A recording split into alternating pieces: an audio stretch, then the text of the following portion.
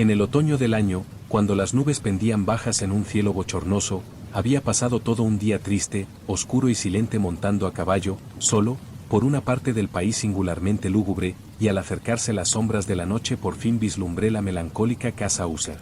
No sé cómo fue, pero apenas vi el edificio una sensación de tristeza insoportable invadió todo mi ser. Digo insoportable porque no lo aliviaba siquiera ese sentimiento, en parte agradable por lo poético, con que la mente suele recibir incluso las más adustas imágenes naturales de lo desolado o lo terrible. Miré la escena que tenía ante mí, la propia casa y los rasgos sencillos del paisaje de la región, los muros yermos, las ventanas como ojos vacíos, las escasas juncias crespas, los troncos dispersos de árboles podridos, con una depresión del ánimo tan grande que no puedo compararla adecuadamente a ninguna sensación terrena más que al despertar del trasnochador aficionado al opio, a ese amargo regreso a la vida cotidiana, esa atroz caída del velo. Era una frialdad, un decaimiento, una pesadumbre en el corazón, un insalvable desconsuelo de la mente que ningún acicate de la imaginación podía trocar en forma alguna de lo sublime. ¿Qué era? Me detuve a pensar. ¿Qué era lo que tanto me perturbaba en la contemplación de la casa User?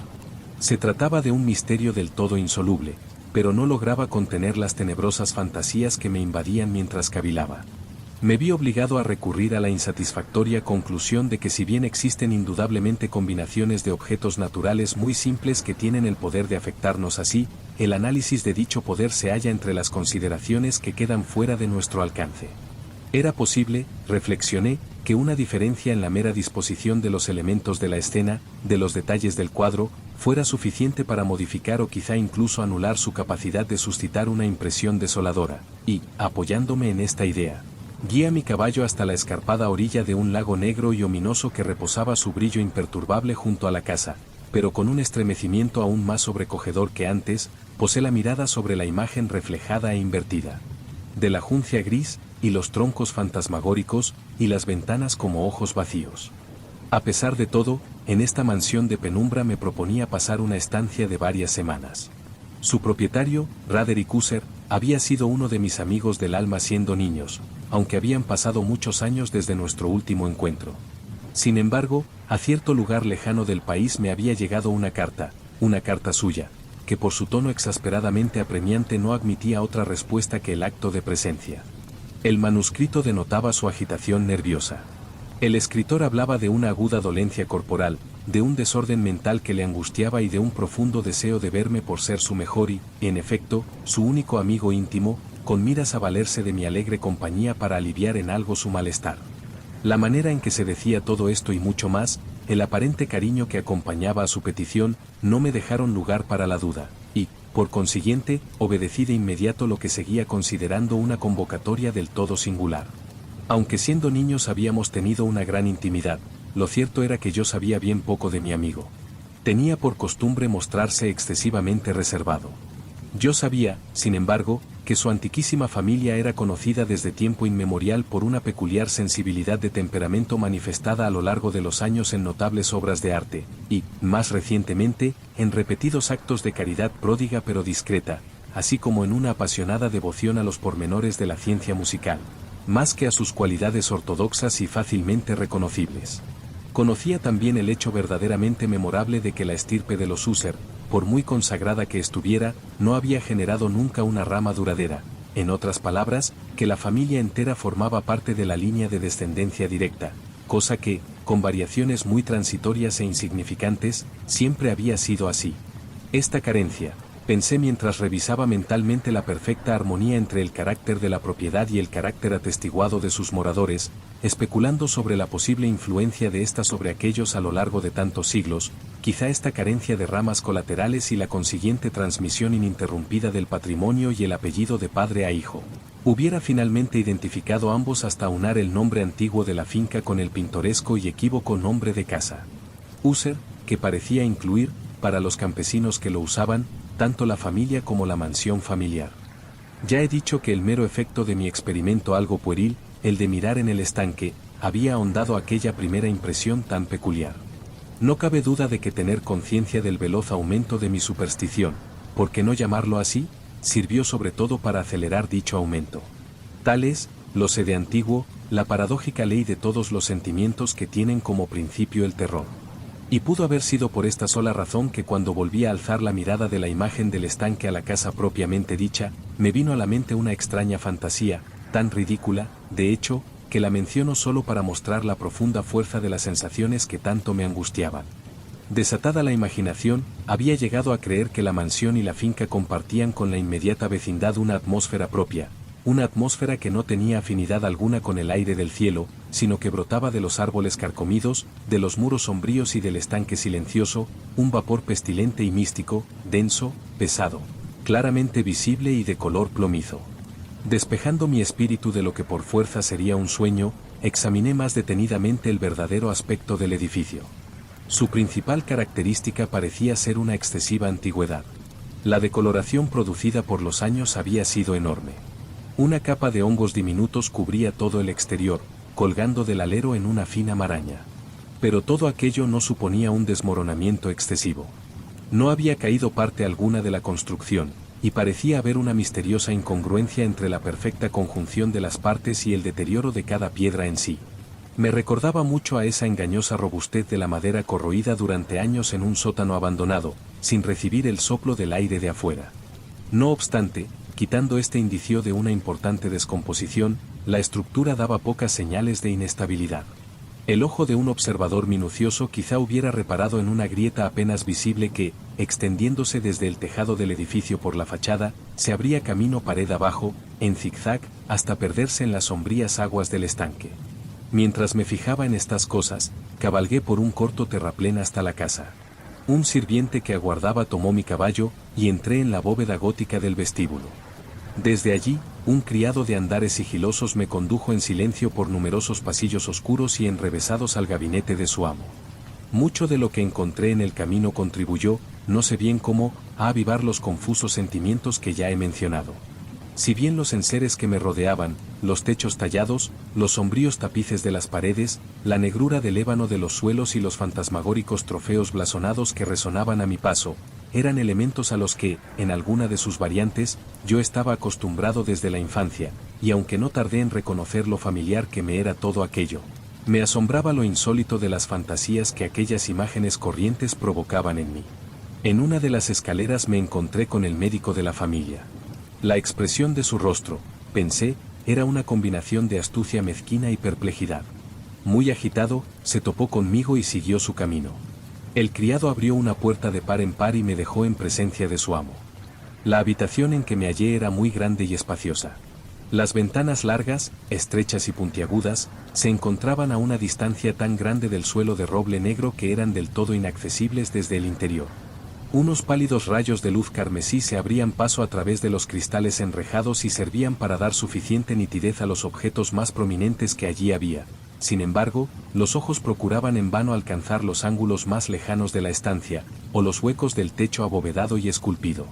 De las paredes colgaban unos cortinajes oscuros y el mobiliario general era abundante, incómodo, antiguo y destartalado. Había desperdigados numerosos libros e instrumentos musicales que no lograban dar vivacidad alguna a la escena. Me parecía respirar un aire cargado de tristeza. Una desolación austera, profunda e irremediable lo envolvía y penetraba todo. Al verme entrar, User se levantó de un sofá donde había estado tumbado cuán largo era y me recibió con un entusiasmo cordial que tenía mucho, pensé en un principio, de cordialidad excesiva, del esfuerzo obligado del hombre de mundo ya en Nuye. Una mirada a su rostro, sin embargo, me convenció de su absoluta sinceridad. Nos sentamos y, durante unos instantes, mientras estuvo sin hablar, lo observé con una mezcla de compasión y asombro. Nunca jamás se había visto cambiar tanto un hombre, en tan poco tiempo, como Roderick User. Tuve que esforzarme para hacer coincidir la identidad del macilento ser que tenía delante con la del compañero de mi temprana mocedad. Aún así, el carácter de su rostro había sido siempre extraño. Una tez cadavérica, ojos grandes, líquidos e incomparablemente luminosos, labios más bien finos y muy pálidos, pero con una curvatura asombrosamente bella, la nariz delicada, de tipo hebreo, aunque con una anchura de fosa poco común en modelos similares, un mentón bien torneado que revelaba, por su falta de prominencia, la falta de convicción moral. El cabello de una suavidad y delicadeza casi mayor que la seda. Todos estos rasgos, junto con el enorme tamaño de la región frontal, constituían un semblante difícil de olvidar. Pero ahora, la mera exageración del carácter esencial de esas facciones y de su expresión habitual habían producido un cambio tan grande que llegué a dudar de con quién hablaba. La ya fantasmagórica palidez de la piel y el extraordinario brillo de los ojos fueron lo que más me asombró e incluso sobrecogió. Además, el pelo sedoso crecía a su antojo y parecía flotar más que caer en torno a la cara, por lo que, dada su textura de gasa, me costaba mucho, incluso haciendo un esfuerzo, relacionar su aspecto arabesco con la humanidad más básica. En la conducta de mi amigo vi al punto una incoherencia, una inconsistencia, y pronto descubrí que procedía de una serie de intentos débiles y vanos de sobreponerse a su continuada ansiedad, a su excesiva agitación nerviosa. Cierto es que ya me esperaba algo semejante, no solo por su carta, sino por las reminiscencias de ciertos rasgos juveniles y por las conclusiones deducidas de su peculiar hechura física y su temperamento. Sus gestos eran tan pronto alegres como hoscos. Su voz pasaba velozmente de una indecisión trémula, momento en que el ánimo parecía completamente suspenso, a esa especie de concisión enérgica, esa forma de hablar abrupta, grave, pausada y hueca, a esa pronunciación plomiza, equilibrada y perfectamente modulada que se ve en el borracho consumado o el opiómano impenitente durante los periodos de mayor excitación. Fue así como me habló del motivo de mi visita, de su sincero deseo de verme y del consuelo que esperaba de mí. Abordó con cierta verbosidad lo que consideraba la naturaleza de su enfermedad. Era, dijo, un mal constitutivo y familiar para el que buscaba con desesperación un remedio, una mera afección nerviosa, añadió enseguida, que indudablemente pasaría pronto. Se manifestaba en una multitud de sensaciones anormales. Varias de ellas, cuando las detalló, me interesaron y desconcertaron, aunque quizá los términos médicos y el estilo general del relato tuvieran su peso.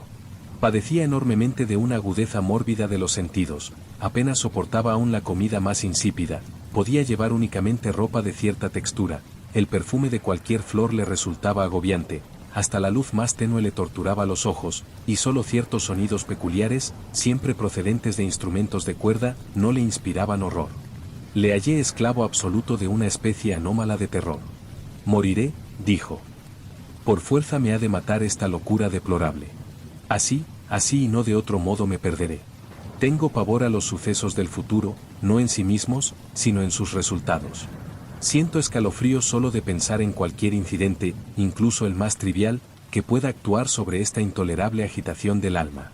Así y todo, no temo al peligro salvo en su versión última, el terror. En esta turbación, en esta condición lamentable, pienso que tarde o temprano llegará el momento en que deba abandonar vida y razón a un tiempo, en mi lucha con este horrible fantasma, el miedo.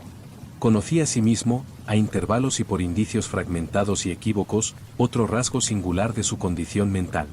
Estaba dominado por ciertas nociones supersticiosas relativas al edificio que habitaba y del que durante muchos años no se había aventurado a salir, supersticiones relativas a una influencia cuya supuesta energía se comunicaba en términos demasiado sombríos para repetirlos aquí. Una influencia que ciertas peculiaridades propias de la forma y sustancia de su mansión familiar habían ejercido sobre su espíritu, decía él, a fuerza de soportarlas durante tanto tiempo, un efecto que la condición física de los muros y las torretas grises y el oscuro estanque en que todo ello se reflejaba, había finalmente producido en la condición moral de su existencia. Admitía, sin embargo, aunque con cierta vacilación, que una gran parte de la peculiar tristeza que le afligía podía deberse a un origen más natural y mucho más palpable, a la grave y prolongada enfermedad, es decir, a la desaparición evidentemente próxima de una hermana tiernamente querida, su sola compañía durante muchos años, su única y última pariente en la tierra. Su muerte, dijo con una amargura que nunca podré olvidar, lo convertiría, a él, el afligido y el frágil, en el último de la rancia estirpe de los Ussher. Mientras hablaba, Lady Madeleine, que así se llamaba, pasó lentamente por una parte lejana de la estancia y, sin apercibirse de mi presencia, desapareció. La miré con un gran asombro no desprovisto de temor y, sin embargo, me era imposible explicar dichos sentimientos. Al seguir con la mirada sus pasos alejándose me angustió una profunda sensación de estupor. Cuando al fin una puerta se cerró tras ella, mis ojos buscaron instintiva y ansiosamente el rostro del hermano, pero éste había hundido la cara entre las manos y solo pude percibir que una palidez mayor a la habitual cubría los dedos demacrados por entre los que goteaban abundantes y apasionadas lágrimas. La enfermedad de Lady Madeleine había burlado durante mucho tiempo la ciencia de sus médicos. Una apatía permanente, una debilidad gradual del cuerpo y frecuentes aunque transitorios accesos de carácter parcialmente cataléptico, conformaban el extraño diagnóstico.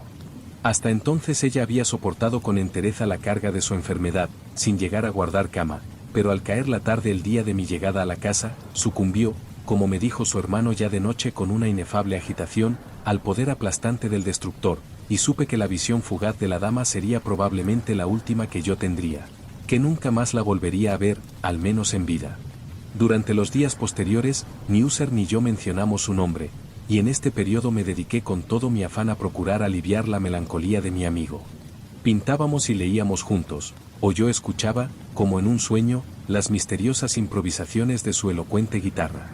Y así, a medida que una creciente intimidad me admitía casi sin reparos en los recovecos de su alma, iba yo percibiendo con una amargura cada vez mayor la vacuidad de todo intento de alegrar un ánimo que emanaba oscuridad, cual si fuera un atributo positivo e inherente, sobre todos los objetos del universo moral y físico, en un incesante efluvio tenebroso. Siempre tendré presente el recuerdo de las muchas horas solemnes que pasé a solas con el amo de la casa User. Sin embargo, fracasaría en todo intento de dar una idea sobre el carácter exacto de los estudios u ocupaciones que compartió conmigo o cuyo camino me mostró. Una idealidad apasionada y verdaderamente desquiciada parecía cubrirlo todo con un brillo sulfúreo. Sus largos e improvisados cantos fúnebres resonarán para siempre en mis oídos. Entre otras cosas, conservo dolorosamente en la memoria aquella singular amplificación y perversión del extravagante aire del último vals de von Weber. De las pinturas en que se entretenía su ardua imaginación y cuya vaguedad aumentaba con cada pincelada, vaguedad que me producía escalofríos tanto más intensos cuanto que no conocía su causa, de aquellas pinturas, cuyas imágenes veo ahora tan claras como si las tuviera delante. Me sería inútil intentar mostrar más que la pequeña porción perteneciente al terreno de las meras palabras escritas. Por su absoluta simplicidad, la desnudez de sus diseños cautivaba la atención y subyugaba. Si hubo hombre mortal capaz de pintar una idea, ese hombre fue Frederick User. A mi modo de ver, y en las circunstancias que entonces me rodeaban, brotaba allí, entre las puras abstracciones que aquel hipocondríaco lograba desparramar sobre el lienzo, un sobrecogimiento de una intensidad intolerable, cuya sombra no había sentido jamás, ni siquiera en la contemplación de las fantasías de Fuseli, sin duda resplandecientes pero demasiado concretas. Una de las nociones fantasmagóricas de mi amigo, no tan exacerbada en su espíritu de abstracción, puede esbozarse, aunque tenuemente, en palabras. Aquel pequeño cuadro representaba el interior de una bóveda inmensamente larga y rectangular, con muros bajos, lisos, blancos, sin interrupción ni adorno alguno. Ciertos motivos accesorios del diseño lograban dar la idea de que esta excavación se hallaba a una enorme profundidad bajo la superficie de la tierra. No se observaba saliente alguno en toda su amplia extensión, ni se distinguía una antorcha u otra fuente de luz artificial. Sin embargo, un haz de luz intensa lo inundaba todo y bañaba el conjunto en un esplendor mortecino e inadecuado. He hablado ya de esa afección mórbida del nervio auditivo que hacía intolerable toda música para el paciente, a excepción de los efectos de ciertos instrumentos de cuerda. Quizá los estrechos límites en que por ello se confinó con la guitarra fueran los que originaron, en gran medida, el carácter fantástico de sus obras. Pero la ardiente facilidad de sus impromptus no era tan fácil de explicar. Debían de ser, y eran, tanto la música como la letra de sus extrañas fantasías, pues no pocas veces se acompañaba de improvisaciones verbales rimadas, el resultado de ese intenso recogimiento y concentración mental a que ya he aludido, evidente solo en ciertos momentos de la más elevada excitación mental. La letra de una de aquellas rapsodias la recuerdo con facilidad. Quizá me impresionó más al oírle recitarla precisamente porque en la corriente interna o mística de su designio me pareció percibir, por primera vez, la plena conciencia por parte de User de que su encumbrada razón vacilaba sobre su trono.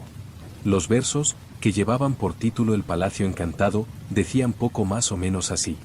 En el más verde valle, do moran los mismos ángeles, se alzaba un palacio señor de un singular esplendor. En el reino del rey pensamiento, se erguía a tiempo. Y jamás batió alas un serafín sobre el ar tan gentil.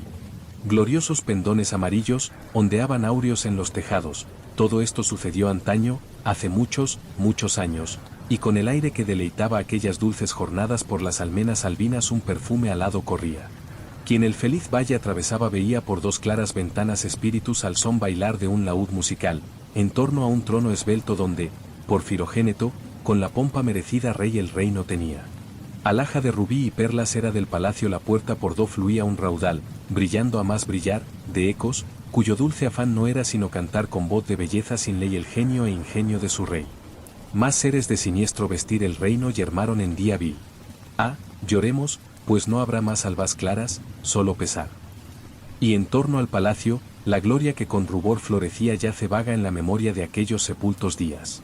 Hoy, quien al valle torna por las ventanas rojas, ve siluetas extravagantes bailar melodías discordantes, y cual río funesto y veloz sale de la pálida puerta un gentío de carcajada atroz pues la sonrisa es ya muerta. Recuerdo bien que las nociones surgidas de esta balada nos llevaron a una concatenación de ideas entre las cuales se manifestó una opinión de Husserl que menciono no por su novedad, pues otros hombres han pensado lo mismo, sino a propósito de la obstinación con que la defendió. Esta opinión, en líneas generales, afirmaba la sensibilidad de todos los seres vegetales. Pero en su desordenada imaginación la idea había adquirido un carácter más audaz e invadía, bajo ciertas condiciones, el reino de lo inorgánico. Me faltan palabras para expresar el verdadero alcance o desenfreno de su convicción.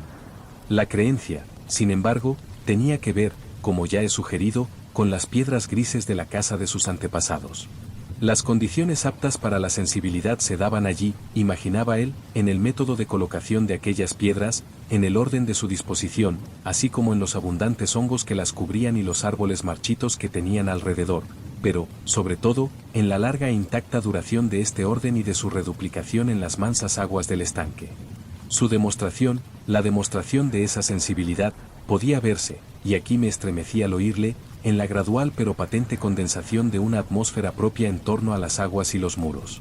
El resultado era discernible, añadió, en esa silenciosa pero importuna y terrible influencia que durante siglos había conformado el destino de su familia, habiendo hecho de él lo que yo estaba viendo, lo que él era. Dichas opiniones no precisan de comentario, y ninguno haré. Nuestros libros, los libros que durante años constituyeron una parte no desdeñable de la existencia mental del enfermo, estaban, como podrá suponerse, en estricta armonía con este carácter quimérico. Juntos leímos detenidamente obras tales como el Berber de Chartreuse de Gresset, el Belfegor de Maquiavelo, del cielo y del infierno de Swedenborg, el viaje subterráneo de Nicolas Klim, de Holberg, la quiromancia de Robert Fludd, de Jean de Indaginé y de la Chambre, el viaje a la distancia azul de Tieck y la ciudad del sol de Campanella. Uno de nuestros volúmenes preferidos era una edición en octavo menor del Directorium Inquisitorium del dominico Eimeric de Girone, y había pasajes de Pomponio de Mela sobre los legendarios sátiros y egipanes africanos, con los que Husserl pasaba horas soñando.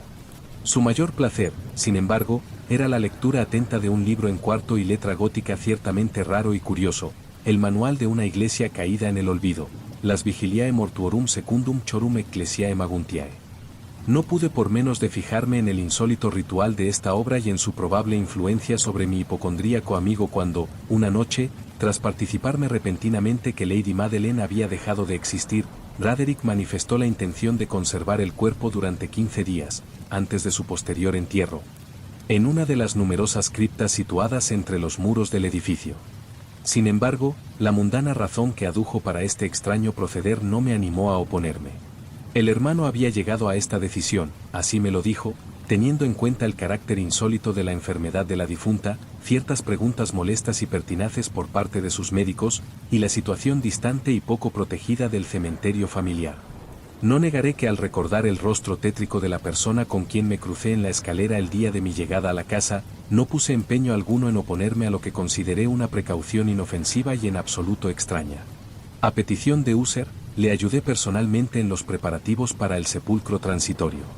Ya en su féretro, los dos solos llevamos el cuerpo a su lugar de descanso. La cripta donde lo depositamos, cerrada durante tanto tiempo que nuestras antorchas casi se apagaron en su atmósfera agobiante, dándonos apenas oportunidad de examinarla, era pequeña, húmeda y desprovista de toda entrada de luz, hallándose a gran profundidad, justamente bajo la parte de la casa que constituía mi propio dormitorio. Parecía ser que en épocas feudales había tenido la siniestra función de mazmorra, y en los últimos tiempos, de depósito para pólvora o alguna otra sustancia altamente combustible, ya que una sección del suelo y todo el interior del pasillo abovedado que hacía de entrada estaban cuidadosamente revestidos de cobre. La puerta de hierro macizo tenía una protección semejante. Su gran peso producía un chirrido extraordinariamente agudo al moverse sobre los goznes. Una vez depositada nuestra fúnebre carga sobre unos caballetes dispuestos en aquella región del horror, retiramos parcialmente la tapa del ataúd, aún sin atornillar, y observamos la cara de su ocupante. Una sorprendente similitud entre el hermano y la hermana fue lo primero que me llamó la atención, y User, adivinando quizá mis pensamientos, murmuró unas palabras por las que me enteré de que la muerta y él habían sido gemelos y que entre ellos siempre habían existido afinidades de una naturaleza casi incomprensible. Nuestras miradas, sin embargo, apenas se posaron en la muerta, pues no podíamos contemplarla sin espanto. La enfermedad que llevó a la dama a la tumba en lo más granado de su juventud había dejado, como es frecuente en todas las enfermedades de rigurosa naturaleza cataléptica, el remedo de un leve rubor en pecho y rostro, y en los labios esa escabrosa sonrisa cuya tenacidad resulta tan terrible en la muerte. Volvimos a poner en su sitio y atornillar la tapa y, cerrando bien la puerta de hierro, emprendimos con pesadumbre el camino hacia las no menos lúgubres estancias de la parte superior de la casa. Y entonces, transcurridos varios días de amargo dolor, hubo un cambio visible en las trazas del desorden mental de mi amigo, que abandonó su proceder habitual. Sus costumbres quedaron relegadas u olvidadas. Vagaba de aposento en aposento con paso apresurado, desigual, sin rumbo. La palidez de su rostro había adquirido, por imposible que pudiera parecer, un matiz aún más mortecino, pero la luminosidad de sus ojos había desaparecido del todo. En su voz no volvió a escucharse aquella ocasional ronquera, y un balbuceo trémulo, como de terror sumo, solía caracterizar su manera de hablar. De hecho, hubo momentos en que pensé que su mente siempre agitada se enfrentaba a la tortura de un secreto angustioso, y que pugnaba por reunir el suficiente valor para revelarlo. Otras veces, en cambio, me veía obligado a atribuirlo todo a los inexplicables caprichos de la locura, pues le veía contemplar el vacío durante horas, en una actitud de la más profunda atención, como si escuchara algún sonido imaginario. No era de extrañar que su estado, aun dándome terror, me emponzoñara. La lenta pero segura influencia de sus supersticiones, tan quiméricas como poderosas, había invadido todo mi ser. Fue al retirarme a mis aposentos el 7º u 8º día después de dejar a Lady Madeline en la mazmorra, ya avanzada la noche, cuando estos sentimientos me afectaron con toda su fuerza. No quiso el sueño acercarse a mi lecho mientras las horas se desgranaban una tras otra. Procuré razonar para defenderme del nerviosismo que me dominaba.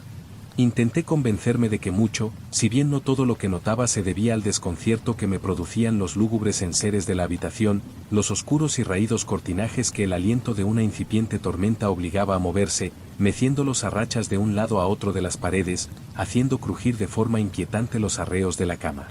Pero mis esfuerzos fueron en vano. Un temor irrefrenable me invadió el cuerpo y en mi corazón se posó un íncubo tan pavoroso como infundado. Ahuyentándolo entre aspavientos, me incorporé sin resuello sobre las almohadas y al escudriñar con cuidado la profunda oscuridad de la estancia, presté oído, ignoro por qué, salvo que me dio una fuerza instintiva, a unos sonidos ahogados e imprecisos que llegaban en las pausas de la tormenta, con largos intervalos, no sé de dónde. Sobrecogido por un profundo sentimiento de horror, inexplicable pero insoportable, me vestí a toda prisa, pues sabía que no iba a dormir más esa noche, y procuré salir del lamentable estado en que había caído, paseando con rapidez de un lado a otro de la habitación. Así había dado unas pocas vueltas cuando un paso ligero sobre la escalera contigua me llamó la atención. Enseguida reconocí el paso de User. Un instante después llamaba con nudillos sigilosos a mi puerta y entraba con una lámpara. Su rostro tenía, como de costumbre, una palidez cadavérica, pero además había en sus ojos una especie de loca hilaridad, un histerismo evidentemente reprimido en toda su conducta.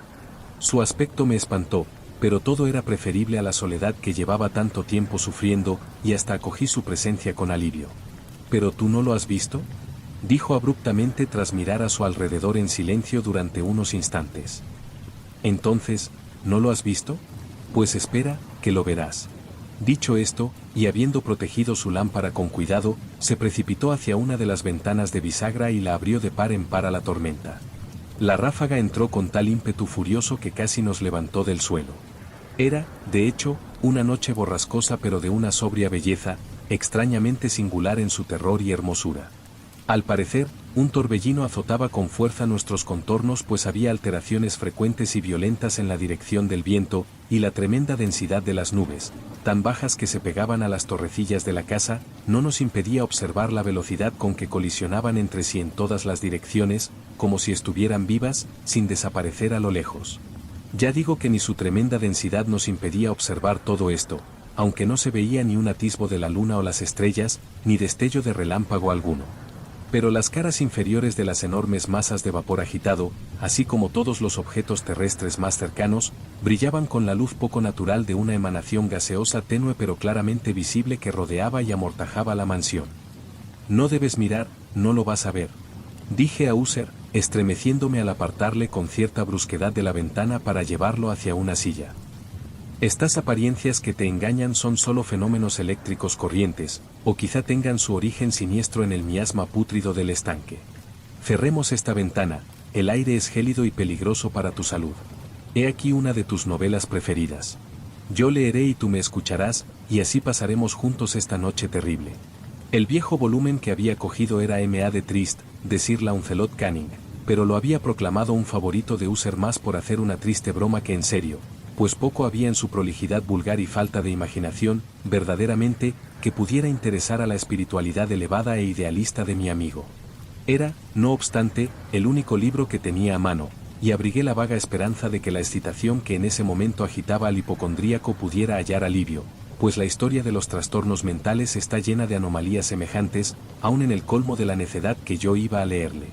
De haber juzgado, a decir verdad, por la extraña y tensa viveza con que escuchaba o parecía escuchar las palabras del relato, bien podía haberme felicitado por el éxito de mi propósito. Había llegado a esa parte bien conocida de la historia en que Ethelred, el héroe del Trist, tras pretender entrar de buena fe en la morada del eremita, procede a irrumpir por la fuerza. Aquí, como se recordará, las palabras de la historia son estas. Y Ethelred, que tenía por naturaleza un corazón generoso, y se hallaba además fortalecido por obra del fuerte vino que había bebido, no aguardó a convenir con el eremita que, por cierto, era de temperamento terco y malvado, y, apenas sintió la lluvia en los hombros, temiendo el estallido de la tormenta, alzó raudo el mazo y a golpes hendió las tablas de la puerta para meter su mano guarnecida, y tirando con fuerza tronchó, quebró y partió todo en pedazos de manera tal que el ruido de la madera seca y hueca retumbó por el bosque, colmándolo de espanto. Al terminar esta frase me asusté, y por un instante me detuve, pues parecía, aunque enseguida concluí que mi excitada imaginación me había engañado, que de alguna parte muy remota de la mansión llegaba vagamente a mis oídos lo que podía ser, por su exacta semejanza, el eco, aunque ahogado y sordo, en verdad, del mismo crujido y quebranto que Sir Launcelot describía con tanto detalle. Era, sin duda, solo la coincidencia lo que había llamado mi atención, pues entre el crujir de los marcos de las ventanas y la amalgama de ruidos propios de una tormenta aún naciente, el sonido en sí no podía tener nada como para interesarme o distraerme. Proseguí con la historia. Pero el buen campeón Ethelred atravesó el umbral y grandes fueron su furia y su asombro al no acechar ni rastro del malvado eremita y hallar allí, en su lugar, un dragón de prodigioso porte, cubierto de escamas y con lengua de fuego, que hacía guardia sentado ante un palacio de oro con suelos de plata, en cuyo muro colgaba un escudo de bronce reluciente con esta leyenda. Quien aquí entró, sea conquistador, quien mate al dragón, este escudo ganó. Y Ethelred levantó su mazo y golpeó la cabeza del dragón, que cayó a sus pies y dio su último apestado suspiro con un chillido tan horrible y escabroso, y penetrante en demasía, que el campeón se tapó de buena gana los oídos con las manos para no escuchar el espantoso ruido, tal como jamás se había oído hasta entonces. Aquí me detuve otra vez bruscamente y con un sentimiento de turbado asombro, pues no podía dudar de que en este caso se había oído, aunque me era imposible decir de qué dirección procedía, un grito o chirrido sordo y aparentemente lejano, pero truculento, prolongado y verdaderamente insólito. La exacta réplica de lo que mi imaginación ya había atribuido al grito sobrenatural del dragón, tal como lo describía el novelador. Angustiado como sin duda estaba desde la segunda y más extraordinaria coincidencia, por mil sensaciones contradictorias entre las que prevalecían un enorme asombro y terror, tuve, sin embargo, la suficiente presencia de ánimo para no excitar, con observación alguna, el nerviosismo susceptible de mi compañero. No era nada seguro que hubiese advertido el susodicho ruido, aunque en los últimos minutos se había producido, ciertamente, una extraña alteración en su apariencia. Desde su posición frente a mí había ido girando su silla poco a poco, hasta sentarse cara a la puerta del aposento, de manera que solo mostraba sus facciones parcialmente, aunque noté que le temblaban los labios como si murmuraran algo inaudible. Tenía la cabeza caída sobre el pecho, pero supe que no estaba dormido por un ojo tenso, muy abierto, que vi al echarle una mirada de perfil. El movimiento de su cuerpo también contradecía esta idea, pues se mecía de un lado a otro con un balanceo suave, pero constante y uniforme. Tras advertir todo esto en pocos instantes, reanudé el relato de Sir Launcelot, que proseguía así. Y entonces el campeón, libre de la terrible furia del dragón, paró mientes en el escudo de bronce cuyo encantamiento había él roto, y, apartando el cadáver que le cerraba el paso, caminó valiente sobre el suelo de plata del castillo hasta donde colgaba en la pared el escudo, que no esperó por cierto su llegada sino que cayó a sus pies sobre el suelo de plata con un enorme, terrible y poderoso estruendo. Apenas habían salido de mis labios estas palabras cuando percibí, como si en ese momento un escudo de bronce hubiera caído con todo su peso sobre un suelo de plata, un eco claro, retumbante, metálico y fuerte, aunque en apariencia sofocado. Verdaderamente inquieto, me levanté de un salto, pero el acompasado vaivén de Uther no se interrumpió.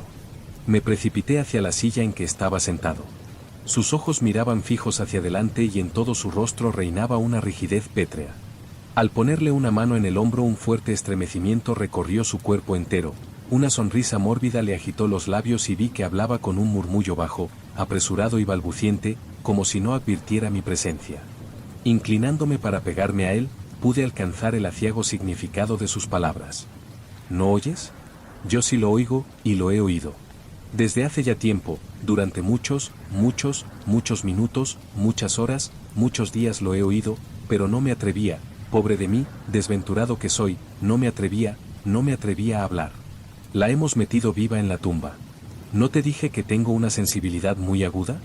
Ahora te digo que la oí empezar a moverse débilmente en la callada tumba.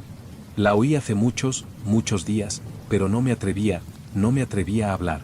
Y ahora, esta noche, Ethelred, la puerta rota del eremita y el grito del dragón moribundo y el fragor del escudo. Digamos, mejor, el desgarro de su tumba y el chirriar de los goznes de hierro de su mazmorra y su afán por salir del pasillo encobrado de la cripta. ¡Ay! ¿A dónde habré de huir? ¿No vendrá ella pronta? ¿No se apresura ya a reprenderme por mis prisas? ¿No he escuchado sus pasos en la escalera? ¿No distingo el pesado y horrible latido de su corazón? Insensato. Y aquí se levantó de un salto, furioso y chilló estas sílabas, como en un esfuerzo por entregar su alma. Insensato. Te digo que está del otro lado de la puerta. Como si la energía sobrehumana de su voz tuviera la fuerza de un hechizo, los enormes y vetustos batientes que Uther señalaba abrieron despacio, en ese instante, sus robustas mandíbulas de ébano. Fue obra de la fuerte corriente de aire, pero allí, del otro lado de la puerta estaba, en efecto, la alta y amortajada figura de Lady Madeleine Uther. Había sangre en sus vestiduras blancas, y señales de recia lucha en cada parte de su cuerpo demacrado. Por un momento permaneció temblorosa y oscilante en el umbral, luego, con un gemido ronco, cayó hacia adentro, sobre el cuerpo de su hermano, y en su violenta agonía final lo arrastró al suelo ya cadáver, víctima de los terrores que él mismo había anticipado. Huí aterrado de aquel aposento, y de aquella mansión. La tormenta seguía descargando toda su furia cuando me hallé cruzando el desgastado terraplén. De pronto iluminó el camino una intensa luz y me volví para ver de dónde podía venir tan extraño destello, pues a mis espaldas solo tenía la gran casa y sus sombras. El resplandor venía de la luna llena, aún baja y de color rojo sangre, brillando ahora por esa grieta apenas perceptible que yo había visto extenderse en zigzag desde el tejado del edificio hasta la base. Mientras la contemplaba, la grieta se ensanchó veloz, al pasar una fuerte ráfaga del torbellino, todo el orbe del satélite irrumpió de pronto ante mis ojos y se me nubló el entendimiento al ver desmoronarse los poderosos muros. Hubo un largo y tumultuoso clamor como la voz de miles de aguas y a mis pies el profundo y pútrido estanque se cerró sombrío y silencioso sobre los restos de la casa Uther.